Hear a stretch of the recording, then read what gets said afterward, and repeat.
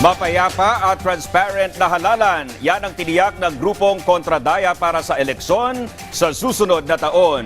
Ayon kay Professor Danilo Araw, lead convener ng kontradaya, ang 2025 elections ay preparasyon para sa 2028 elections.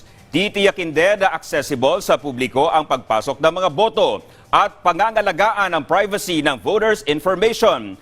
Patuloy ring isusulong ng grupo ang pagkakaroon ng batas laban sa political dynasty. Base kasi sa isang pag-aaral, nasa 80 hanggang 90% ang political dynasty sa Pilipinas.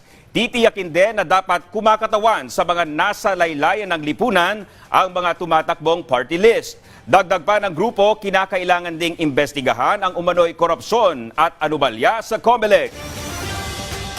So dapat may kaukulang check and balance and to make sure that the data will be accessible to the public. So again, yung usapin ng open source, yung transparency, dapat pinagpapatuloy yan.